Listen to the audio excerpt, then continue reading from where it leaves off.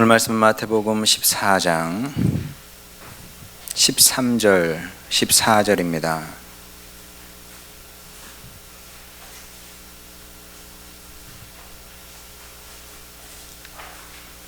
마태복음 14장 13절 14절입니다.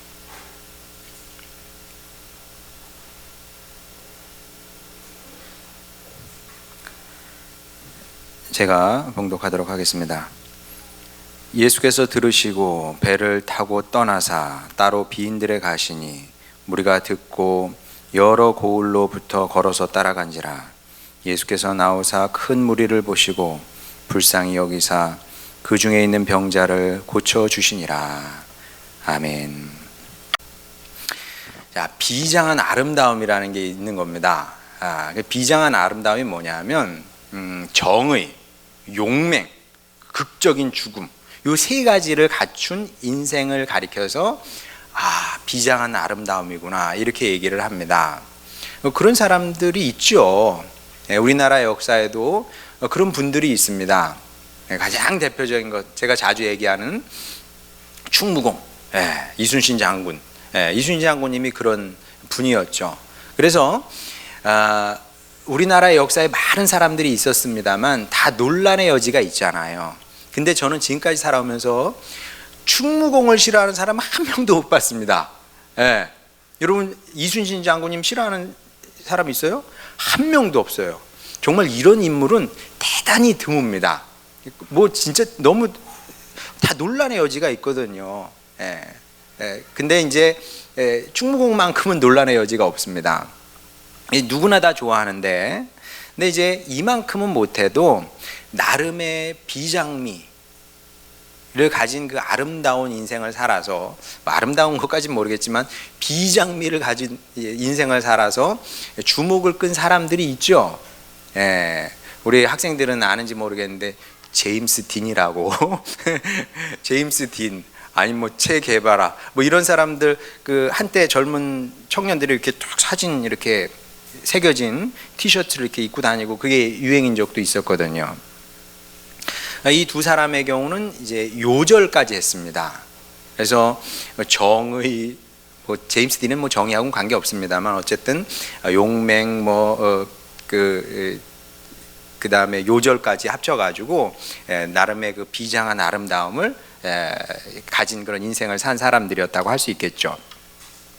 그런데 성경을 보면 성경에도 이제 이런 인물이 나옵니다. 세례 요한이 그 대표적인 예인데, 이분이야말로 완벽한 비장한 아름다운 그런 인생을 산 사람이죠. 정의, 용맹, 극적인 죽음, 요절, 이 비장미에 필요한 모든 것들을 다 갖춘 그런 사람이었습니다. 게다가 신앙의 절개까지 갖춘 사람이었습니다. 절대 권력 앞에서도 굽히지 않는 기계를 보여줬거든요. 여러분, 이게 얼마나 어려운 겁니까? 절대 권력 앞에서는 무조건 내거든요. 근데 절대 권력 앞에서도 고개 빳빳이 들고, 그건 당신이 틀린 거야, 그런 결혼은 틀렸어, 잘못했네, 말할 수 있었던 그런 사람이었습니다. 근데 이제 그러다가 결국 30대 초반 젊은 나이에 형장의 이슬로 사라지게 되죠. 비극적인 인생이었습니다만은, 하지만 멋진 인생이기도 한 겁니다. 자, 이렇게 이제 세례 요한이 멋있는 사람이었어요. 누가 봐도 멋있습니다. 물론 내가 그렇게 되기를 원하진 않지만 뭐 객관적으로 멋있는 건 사실입니다. 자, 그러면 본문의 예수님은 어땠을까? 자, 한번 보도록 하겠습니다. 13절 보겠습니다. 예수께서 들으시고, 뭘 들으셨어요? 세례 요한이 그렇게 순교당했다는 사실을 들으신 겁니다. 들으시고 배를 타고 떠나사 따로 비인들에 가시니. 자, 이렇게 말씀이 기록하고 있습니다. 예수님께서 세례 요한의 죽음에 대해서 들으신 겁니다. 자, 그러면 예수님은 어떻게 반응하셔야 될까요? 의인 세례 요한이 불의하게 죽은 겁니다. 불의한 세력에 불의한 방식으로 죽임을 당한 겁니다. 그러면 누구나 기대를 하게 되죠. 예수님은 어떻게 반응하실까? 여러분, 우리가 그 자리에 있어도 궁금하지 않겠습니까? 자, 그러면 사람들은 이런 상황에서 어떻게 생각하냐면 걸기라도 해야 되지 않을까? 무슨 반응을 해야 될 거 아니에요. 세례 요한은 얼마나 멋있습니까? 당신 틀렸어. 왕을 향해서 당신 틀렸어. 이렇게 얘기하지 않습니까? 그럼 그렇게까지는 못해도 뭔가 그에 필적할 만한 비슷한 반응을 해야 정상인 겁니다. 왜? 예수님은 세례 요한보다 크신 분이니까, 더 멋진 분이니까 세례 요한보다 더 나은 방식으로 반응을 하셔야 될 거 아닙니까? 자, 분명히 사람들이 궁금했을 겁니다. 자, 그런데 예수님은 어떻게 반응하셨어요? 도망가셨습니다. 제가 지나친 얘기하는 게 아니에요. 이게 사실이 그런 겁니다. 예수님 도망가셨어요. 왜냐하면 보게 되면 빈 들에 가셨다 그랬거든요. 빈 들이라는 건 광야입니다. 광야로 물러가신 겁니다. 왜 빈들 광야로 가셨냐 하면 세례 요한을 죽인 헤롯이 예수님께 무슨 짓을 할 줄 누가 알겠습니까? 그러니까 그가 찾을 수 없는 곳으로 피해 가신 겁니다. 자, 그러면 이런 예수님의 모습을 보는 우리는 어떻게 멋있습니까, 여러분? 역시 우리 예수님이네. 도망가셨어. 네. 이런 생각을 하기는 좀 어렵다는 거죠. 뭐 이렇게 생각이 들지 않고 이건 아니지, 이런 생각이 들 수 있습니다. 우리만 그런 생각을 하는 것이 아니라 이 당시 사람들도 충분히 그렇게 생각할 수 있었을 겁니다. 이건 아니지. 왜냐하면 이건 정의도 아니고요. 그리고 우리 흔히 얘기하는 누구예요? 무슨 정보성 씨인가? 김보성 씨인가? 김보성 씨죠. 김보성 씨가 의리 그러잖아요. 사람이 의리가 있어야지. 그렇잖아요. 정의까지는 바라지도 않아요. 의리는 있어야지. 우리 의리 있나? 저는 그 김보성 씨 보면서 저분도 의리 찾는구나. 의리는 멋있는 거거든요. 의리가 있어야지. 근데 예수님께서 보여주신 이 행동은 이건 정의도 아니고 의리도 아니다. 실망스러워요. 주님, 이거는 아니죠. 이런 생각이 드는 게 사실입니다. 제가 뭐 심한 얘기하는 거 아니잖아요. 충분히 이해가 되잖아요. 자, 그런데 당연히 그러면 안 됩니다. 왜냐하면 우리가 이제 주님께서 일하시는 방법 이런 걸 이제 보잖아요. 그러면 우리가 실망스러울 때가 종종 있어요. 그러면 여러분, 내 머리로만 생각하지 마시고 내 경험으로만 생각하지 마시고 주님은 우리보다 크신 분 아니겠습니까? 우리도 이제 자녀들을 키워보게 되면, 제가 어저께도 저희 둘째 딸 앞에 놓고, 하진아, 우리 하진이는 어리니까 이 눈앞에 보이는 것만 보잖아. 근데 엄마 아빠는 어른이기 때문에 크게 보는 거야, 크게. 그러니까 네가 보는 게 전부라고 생각하지 말고 이제 큰 맥락이 있다는 것을 생각하고, 그리고 순종하면 되는 거야. 지금은 이해가 되지 않아도 나중에는 그게 다 이해가 되니까, 그러니까 엄마가 됐든 아빠가 됐든 이 인도를 따라서 잘 가면 되는 거야, 이렇게 얘기를 하거든요. 근데 이해는 잘 안 되거든요. 왜냐하면 우리가 시야가 워낙 좁기 때문에. 그러니까 우리의 좁은 시야를 가지고 뭐 예수님이든 하나님이든 주님께서 일하시는 방법이든 방식이든 이게 마음에 안 들거든요. 거기서 이제 질러버리면은 이게 이제 일이 망쳐지게 되는 겁니다. 여러분, 예수님께서 생각이 없으셔가지고 도망가셨겠습니까? 그런 거 아니거든요. 예수님도 아세요. 그냥 뭐 데모를 할 수도 있고, 헤롯을 찾아가서 너 이 자식 내 사역자를 죽였어? 내 가만히 안 둬? 이렇게 할 수 있어요.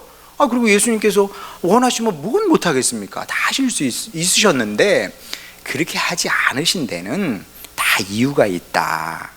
왜냐하면 어떤 점에서 이제 예수님께서 그렇게 행동을 하셨냐면, 저는 그렇게 생각합니다. 어쩌면 예수님이야말로 가장 완벽한 현실주의자이셨을 수도 있습니다. 우리가 현실을 무시하면 안 되잖아요. 예수님이야말로 가장 현실을 냉철하게 보시는 분이었다는 거죠. 그리고 현실에 맞게 행동을 하신 겁니다. 자, 그게 어떤 것인지 한번 넘겨주세요. 사무엘상 3장 12절 14절. 내가, 하나님의 말씀입니다, 엘리의 제비에 대하여 말한 것을 처음부터 끝까지 그 날에 그에게 다 이루리라. 내가 그의 집을 영원토록 심판하겠다고 그에게 말한 것은 그가 하는 죄악 때문이니 이는 그가 자기의 아들들이 저주를 자청하되 금하지 아니하였음이니라. 그러므로 내가 엘리의 집에 대하여 맹세하기를 엘리 집의 죄악은 제물로나 예물로나 영원히 속죄함을 받지 못하리라 하였노라 하셨더라. 굉장히 센 말씀이죠. 성경에 이런 말씀은 몇 군데 나오지 않습니다. 굉장히 센 말씀인데 하여간 하나님께서 엘리 가문을 완전히 버리셨고 이 회복의 가능성이 없다. 네, 이게 완전히 끊어버린 겁니다. 이 회복될 수가 없어요. 자, 그러면 우리가 이런 말씀을 읽으면 좀 이해가 안 되죠. 우리가 아는 하나님은 사랑의 하나님이고 성경에도 그렇게 기록되어 있고 또 설교 시간에 항상 듣는 게 사랑의 하나님인데 이게 어떻게 사랑이냐 이런 생각이 들 수 있거든요. 자, 그런데 이 상황을 보면 하나님께서 이렇게 말씀하실 수밖에 없었습니다. 그게 왜 그러실 수밖에 없는지는 여러분이 궁금하면 아시는 분은 안 읽어봐도 됩니다만 궁금하시는 분은 집에 가셔서 사무엘상 1장부터 3장까지 한번 읽어보시기 바랍니다. 읽어보면 엘리 제사장 가문이 돌이킬 수 없는 강을 건너버렸구나. 예, 완전히 그냥 건너버린 거예요. 강을 건너고 있는 중이면 어떻게든 하나님도 해볼 텐데 이미 건너버린 겁니다. 그러니까 더 이상 하나님도 어찌할 수 없는 그런 상황까지 가버린 거죠.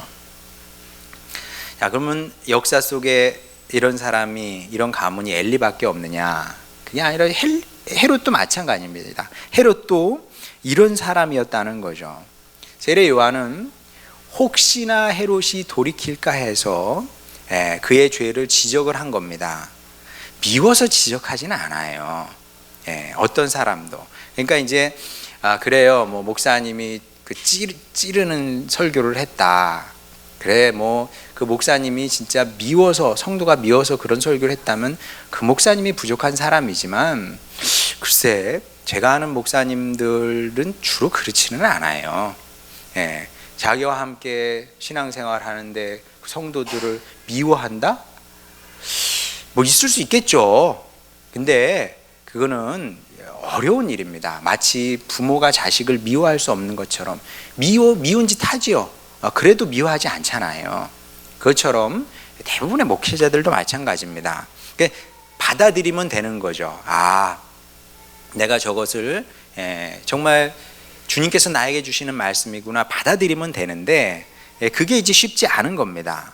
그래서 이제 돌이키라고 죄를 지적을 한 겁니다. 자, 그랬는데 그러면 헤롯이 받아들이면 좋겠는데 그 은혜와 구원의 통로거든요, 요한이. 그 요한을 고마운 사람인데 그를 무자비하게 죽인 겁니다. 그리고 이것으로 헤롯은 넘어서는 안 되는 선을 넘어버린 거죠. 강을 건너버린 겁니다. 자, 그렇게 됨으로 말미암아 더는 구원의 소망도 가능성이 없는 그런 사람이 돼버린 겁니다. 자, 그러면 이미 강을 건넌 사람에게 무슨 권면의 말을, 무슨 조언의 말을 할 필요가 없다는 거죠. 왜냐하면 헤롯 같은 사람과 씨름한다는 것은 현실적으로 무의미한 일이기 때문에 그렇습니다. 무의미해요. 이미 강을 건너버렸는데 그 사람하고 무슨 더 얘기를 하겠습니까? 그 사람하고 씨름해봐야 그것은 시간 낭비이고 에너지 낭비일 뿐인 거죠. 이 사실을 예수님께서 누구보다 잘 아셨기 때문에 더 중요한 일을 위해서 도망가신 겁니다. 사실 헤롯은 굉장히 불행한 사람인 거죠. 불쌍한 사람인 겁니다. 왜? 예수님께서 우리가 흔히 얘기하는 것처럼 내놓은 사람이기 때문에 가능성이 없는 사람으로 지금 취급을 하는 거거든요. 그래서 예수님께서 우리가 그런 얘기를 하지 않습니까? 배설물이 무서워서 피하는 게 아니거든요. 우리 다 피해요, 배설물을. 무서워서 피합니까? 마찬가지로 예수님께서 헤롯이 무서워서 피한 것이 아니라 만난다는 게 의미가 없고 그를 위해서 뭔가 사역을 한다는 게 의미가 없기 때문에 그를 피하신 거죠.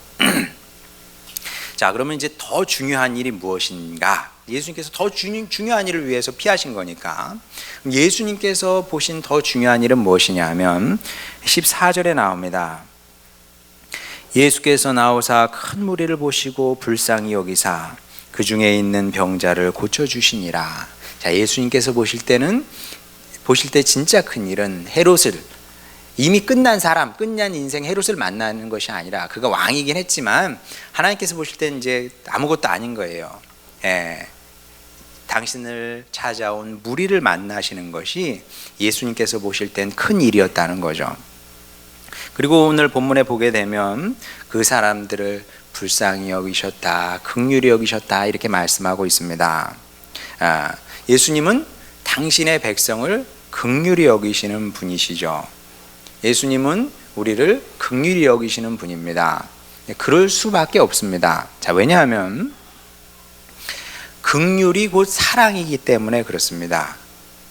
사랑하는 사람은 긍휼의 마음을 압니다. 반대로 긍휼의 마음이 없는 사람은 사랑하지 않는 거죠. 긍휼은 굉장히 중요한 겁니다. 그래서 하나님은 우리에게 뭘 원하시냐 하면 인애와 긍휼을 원하시는 거죠. 왜? 당신이 사랑과 긍휼을 아시는 분이니 우리도 하나님의 자녀로서 사랑과 긍휼을 알기를 원하시는 건데, 자, 그래서 진짜 사랑은 손가락 하트 이렇게 딱 보여주는 게 이게 진짜 사랑은 아닙니다. 안 하는 것보단 나아요. 이수야, 좋잖아. 좋아요. 안 하는 것보단 낫습니다. 그러니까 뭐 많이 하세요. 그냥 보는 사람마다 이렇게 이렇게 하세요. 안 하는 것보단 나은데 이게 진짜 사랑은 아니죠. 그죠? 또 사랑합니다 이런 말이 안 하는 것보다 나아. 이것도 뭐 재훈아 사랑한다. 아이, 눈 좀 보고 목사님 이렇게 들어봐. 이렇게 재훈아 사랑한다. 재훈이도 목사님 사랑하지? 그렇다 그래. 안 하는 것보다는 하는 게 나아요. 그러나 말이 진짜 사랑은 아니죠. 오래된 얘기죠. 이게 언제적 얘기예요. 제가 대학 다닐 때 얘기인가. 마이클 잭슨이 방한한 적이 있었습니다. 난리 났죠. 마이클 잭슨 뭐 우리나라에 올 일이 뭐 있겠습니까? 워낙 뭐 전 세계적으로 바쁜 사람이니까 우리나라에 올 일이 별로 없는데 그때 우리나라에 와서 공연을 했습니다. 들썩들썩했어요. 그래서 야, 도대체 마이클 잭슨이 어떤 사람이기 때문에, 어떤 사람이기에, 어떤 노래를 얼마나 잘하길래 춤을 얼마나 잘 추나 궁금해서 제가 TV로 생방송 해줬거든요. 그래서 제가 그걸 봤습니다. 마이클 잭슨이 무대에 딱 올라와가지고 한 1000마디 말이 뭔지 아세요? I love you 이거였어요. I love you 2번 딱 하더라고요. 그걸 분명히 기억합니다. 왜 기억하냐 하면 I love you 하자마자 거기 뭐 정말 사람들이 엄청나게 그 공연장에 가득 차 있었어요. 개떼처럼 가득 차 있었는데 사람들이 그냥 막 환호성을 치는 거예요. 막 그냥 I love you 한마디에. 근데 저는 그걸 보면서 저에게는 굉장히 몸이 건조하게 들렸거든요. 여러분 한번 유튜브로 한번 찾아보세요. 마이클 잭슨 I love you. 그럼 굉장히 몸이 건조하게 들립니다. 진짜 한번 찾아보세요. 굉장히 몸이 건조하고 그리고 공허하게 들립니다. 근데 사람들이 그런 아무 내용도 담기지 않은 말에 막 환호하더라는 거죠. 너무 이상했어요. 근데 시간이 지날수록 제가 분명해지더라고요. 사람은 원래 아무것도 아닌 것에 열광을 하는구나. 여러분 한 걸음 딱 떨어져 가지고 사람들이 환호하는 것들을 이렇게 한번 보세요. 진짜 아무것도 아니에요. 아무것도 아닌데 거기에 환호해요. 막 그냥 미쳐 그냥 막. 예, 그거 없으면 막 죽을 것 같고 막 이렇게 되는 거죠. 이런 설교 자꾸 하면 안 되는데 뭐 사실이 근데 맞아요. 제 말이 틀리지 않아요. 그러니까 대상만 바꾸는 거지. 예, 어렸을 땐 마이클 잭슨, BTS 이런데 이제 막 이렇게 되는 거고, 나이가 들면 이제 다른 걸 보면서 와 이렇게 하는 겁니다.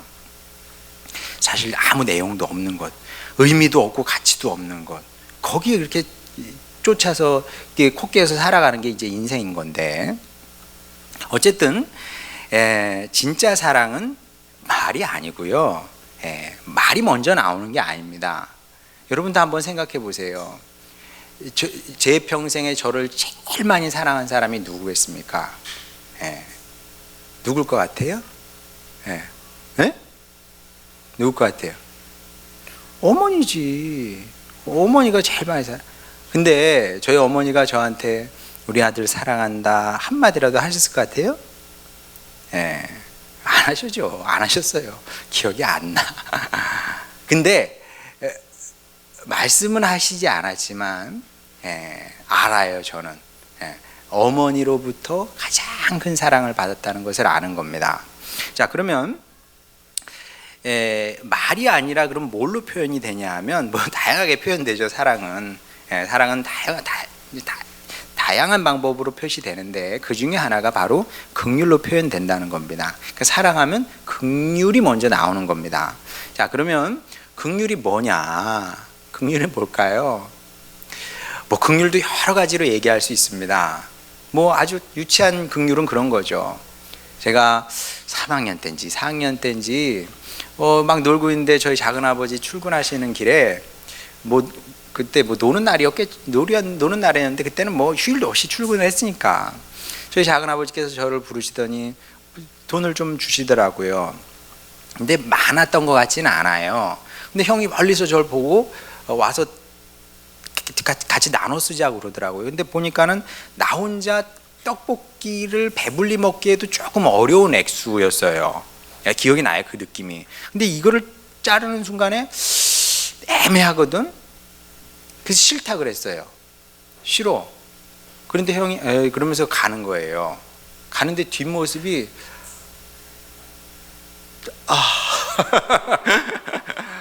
뒷모습이 마음이 아파. 그래서 얼른 달라가가지고 나눴죠. 아마 60원을 받았던 것 같아요. 60원을 받아서 형 30원, 저 30원. 어디다 썼는지는 몰라요. 그런 마음이 가장 낮은 단계의 긍휼함이고요. 근데 다른 사람이 어려워지는 것, 힘든 것, 슬픈 것, 그러면 이제 내 마음이 동하는 거죠. 그러니까 이제 흔히 우리가 소시오 이런 얘기를 하잖아요. 소시오는 그걸 모른다네요. 긍휼의 마음이 없으면 그게 소시오라네요. 그러니까 이제 우리 학생들도 항상 이렇게 그 마음을 잘 유지를 해야 돼요. 굉장히 중요한 거예요. 그러니까 어려운 사람, 불쌍한 사람 이렇게 보면은 이렇게 마음이 동하는 거, 그거 어려서부터 잃어버리면 안 돼요. 그래서 이제 그게 이제 불쌍히 여기는 마음이고 이제 긍휼히 여기는 마음인데, 뭐 이런 것일 수 있고, 또 이제 뭐 다른 예를 들게 되면 여러분이 사랑하는 사람 있잖아요. 뭐 제일 사랑하는 사람은 자식이죠. 자식 이렇게 자고 있는 모습을 봤다고 여러분 한번 생각을 해보세요. 자는 모습을 보면 어떻습니까? 항상 부모 마음은 짠하거든요. 짠하고 올라오는 생각이 있어요. 우리 아들이 우리 딸이 이 험한 세상을 어떻게 살까? 하나님, 우리 아들 우리 딸 도와주세요.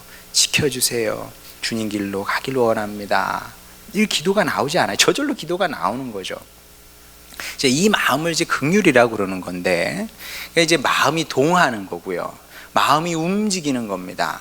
몸이 이렇게 살아서 움직이는 것처럼 마음이 움직이는 거죠. 이렇게 사랑이 많은 사람은 마음이 많이 움직입니다. 아주 다차원적으로 막 움직이는 거죠. 그 마음이 움직이기 때문에 뭐라도 해주고 싶은 거죠. 뭐라도 해주고 싶은 거예요. 내가 할 수 있는 모든 것을 해주고 싶은 겁니다. 못해서 못하는 거지, 할 수 없어서 못하는 거지, 할 수 있으면 모든 것이 해주고 싶은 마음이 긍휼의 마음이다. 자, 그리고 이것이 당신 백성을 향한 이제 예수님의 마음이었다, 이렇게 보면 틀리지 않습니다. 본문을 보게 되면 많은 사람들이 예수님 주변으로 몰려 들으셨거든요. 자, 누구였을까? 어떤 사람들이었을까요? 이 사람들이 모르긴 해도 내세울 것도 없고 또 부족한 사람들이었을 겁니다. 죄인들이었겠죠. 그러니까 이제 서기관 바리새인들이 예수님을 향해서 일관적으로 정죄했던 것 중에 하나가 뭐냐면 죄인들과 어울린다는 거예요. 정말 그 사회적으로 보면 세게 얘기하면 쓰레기 같은 사람들하고 어울렸다는 거거든요. 그런 사람들이 주로 몰려들었겠죠. 예. 자, 그런데 예수님은, 여러분 복음서를 한번 보세요.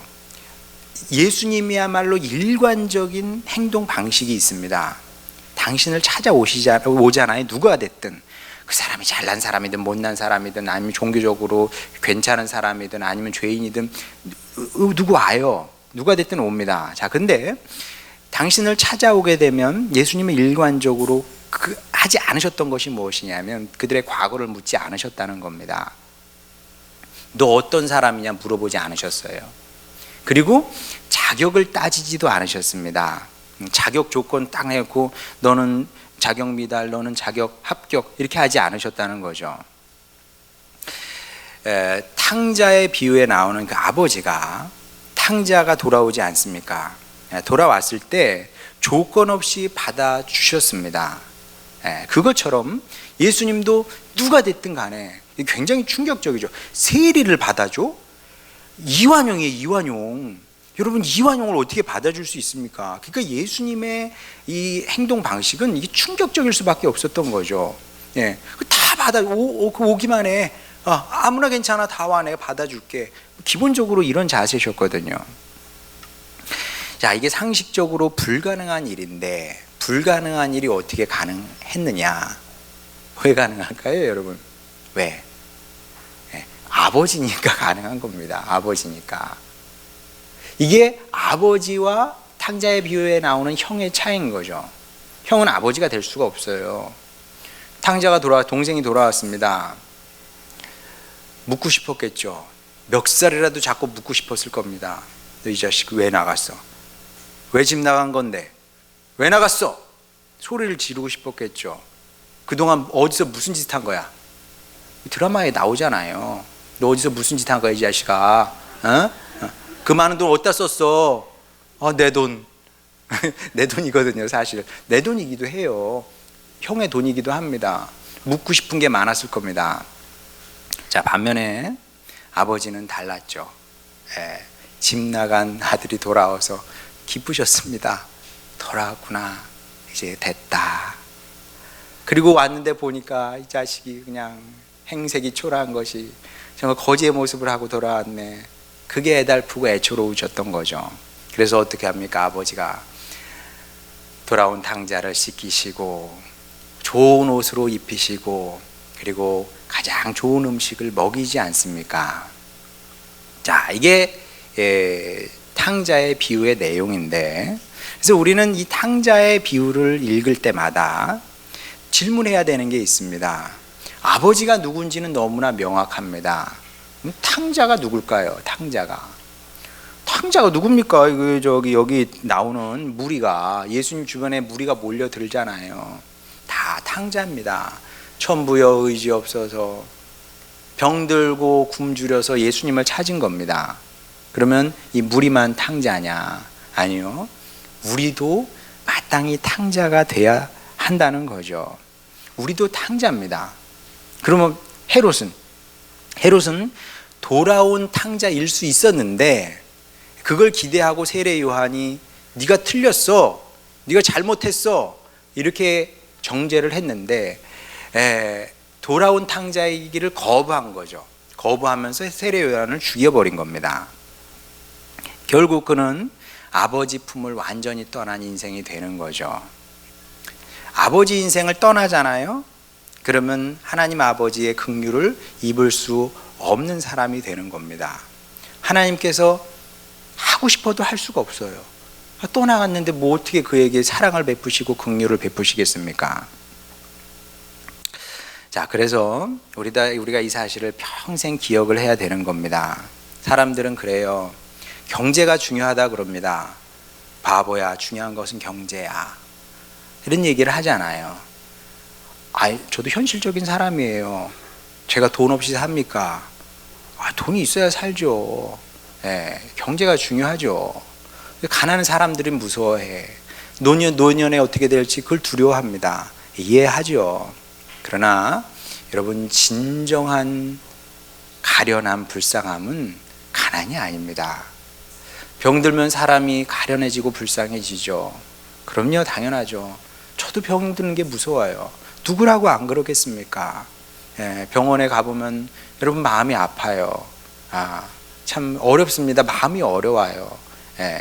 그래서 의료인들은 좀 돈을 좀 받긴 해야 돼요. 왜냐하면 저는 이게 어쩌다 병원에 가게 되면 마음이 어려워요. 진짜 다 이렇게 하고, 황은성 집사님 대단한 일을 하시는 거예요. 맨날 그걸 보시면서 이렇게 일을 하시니까 어렵거든요. 얼굴도 행복하지 않아요.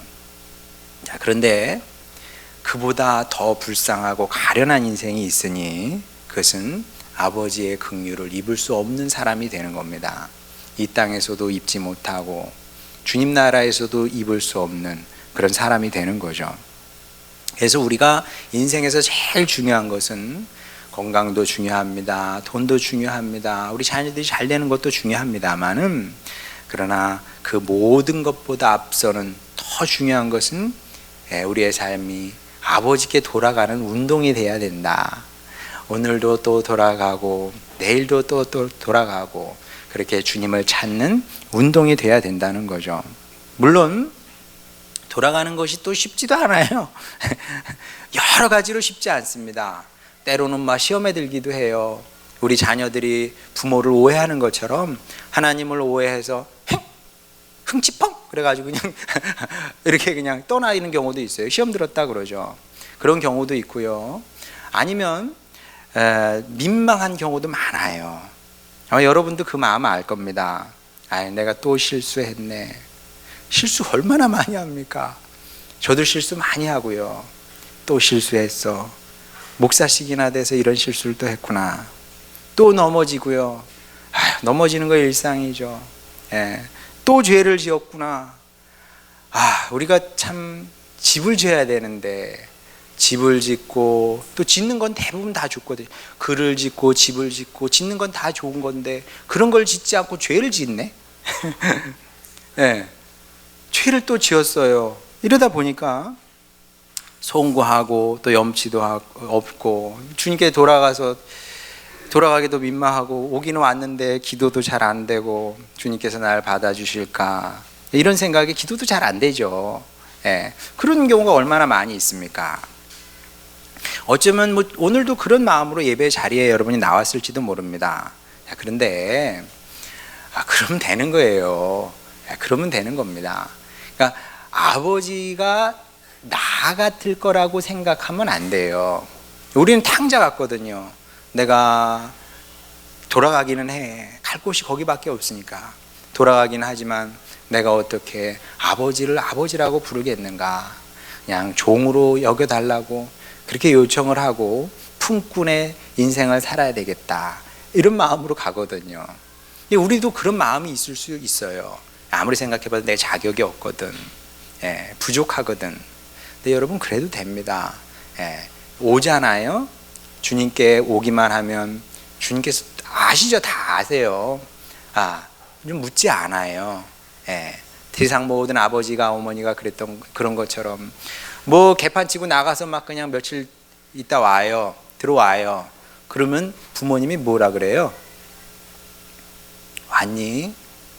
밥 먹자. 그러지 않겠어요? 왔니? 밥 먹자 그러지.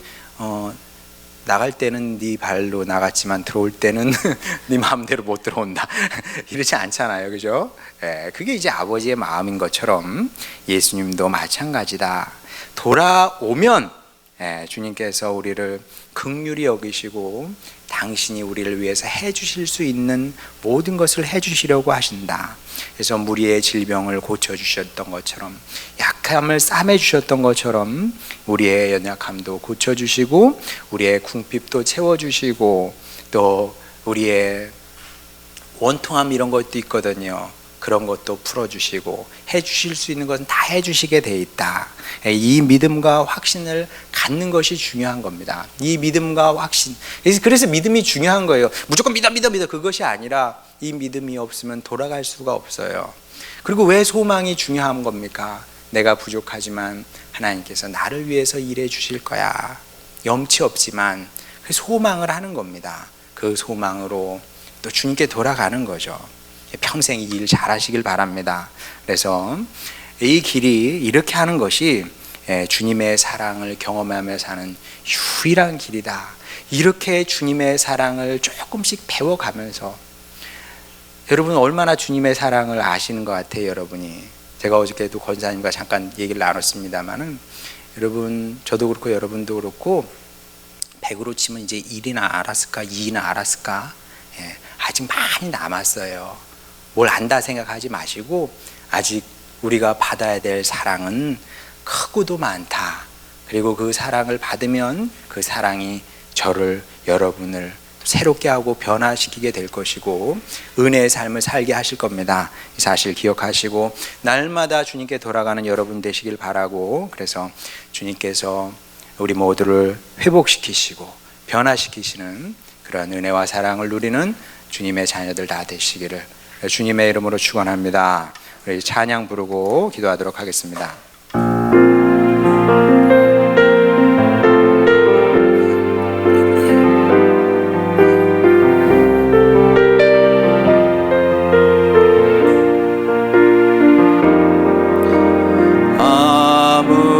아무것도 두려워 말라. 주 나의 하나님이 지켜주시네. 놀라지 마라.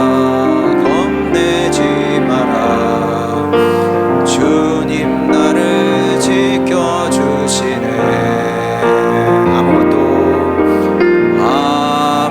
아무것도 두려워 말라. 주 나의 하나님이 지켜주시네. 놀라지 마라. 겁내지 마라. 주님 나를 지켜주시네. 내 맘이 힘에 겨워 지칠지라도 주님 나를 지켜주시네. 세상에 험한 풍파 몰아칠 때도 주님 나를 지켜주시네.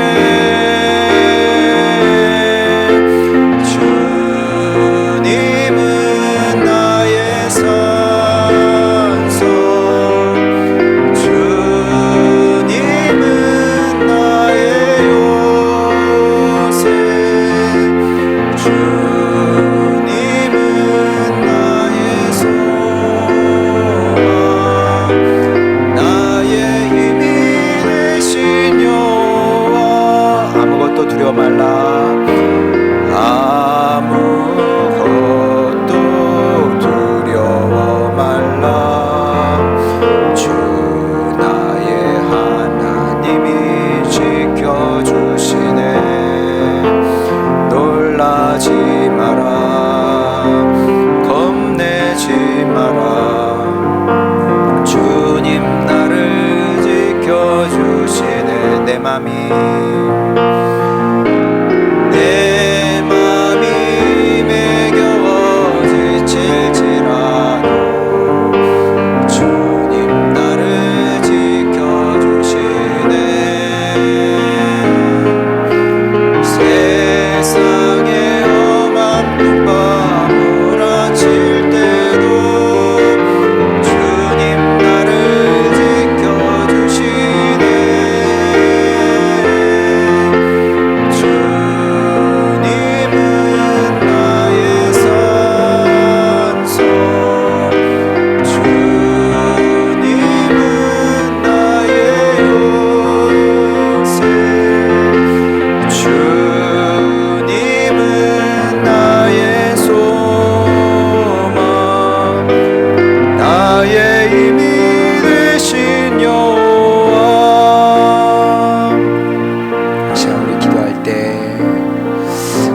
알았으면 좋겠습니다.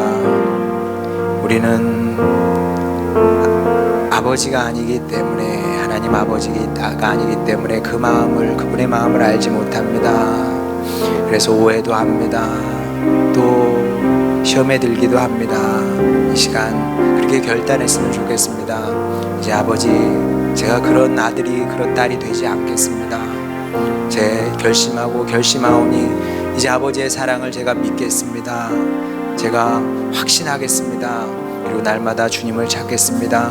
그리하여 저를 긍휼히 여기시는 주님의 은혜를, 그 사랑을 알게 하시고 그 사랑이 저를 살게 하는 걸 보게 하여 주시옵소서. 그 사랑이 우리를 먹여 죽이기도 하시고 또 살게도 하시고 이기기도 하게 하는 것을 보길 원하오니 아버지 하나님, 그런 주님의 백성으로, 주님의 자녀로 살겠습니다. 주님 이 일에 승리하는 제가 되게 하여 주시옵소서. 이런 간절한 기대와 소망을 갖고 우리 간구함으로 주님께 나아가도록 하겠습니다. 기도하시겠습니다. 우리를 사랑하시는 아버지 하나님, 주님의 백성들이 여기 있습니다. 아버지 하나님, 주여 더 좋은 것을 선택하게 하여 주시옵소서. 아버지 하나님, 주님 없어질 것, 의미 없는 것, 가치 없는 것, 내용 없는 것을 따라 살지 않게 하시고 아버지 하나님, 영원하신 주님의 사랑 안에 거하기를 원합니다. 아버지, 주님을 의지하게 하시옵소서. 찾게 하시고 사모하게 하여 주시옵소서. 위하여 주님의 사랑이 우리를 이끌어가는 것 보게 하시고 아버지 하나님, 승리케 하는 것을 보게 되기를 원하나이다. 아버지, 치유의 인생이 되게 하여 주시옵소서. 변화의 인생이 되게 하여 주시옵시고 아버지 하나님께서 우리를 새롭게 하시는 것을 보게 되기를 원하오니 아버지 하나님, 주여 생명을 선택하는 지혜로운 백성들 되기를 원하나이다. 믿음에 믿음을 더하여 주시옵시고 아버지, 소망에 소망을 더하여 주시옵소서. 아버지 하나님, 믿지 못하고 소망하지 아니하면 아버지, 우리가 자라질 수가 없습니다. 아버지 하나님, 믿고 소망하여 주님을 찾음으로 아버지, 우리를 회복시키시는 주님의 은혜를 누리게 하여 주시고 주님의 구원을 누리길 원하나이다. 아버지 하나님, 그 생명길 걷게 하시고 그리하여 어제보다 오늘이 낫게 하시고 오늘보다 내일이 낫기를 원하오니 아버지 하나님, 주여 그런 은혜의 인생을 살게 하시고 사랑으로 충만한 인생을 살기를 원하나이다. 우리 하늘소망 교회 식구들을 축복하여 주시사 그 생명의 길을 걸어가는 우리 모두가 되기를 원하오니 아버지, 마리아처럼 더 좋은 것을 선택하는 지혜로운 백성들 되게 하여 주시옵시고 그렇게 주님의 사랑을 누리며 주님의 사랑이 우리의 인격도 변화시키시고 또 우리의 삶의 방향성도 바꾸어 놓는 그런 은혜를 누리는 우리 하늘소망 식구들 다 되게 하여 주시옵소서.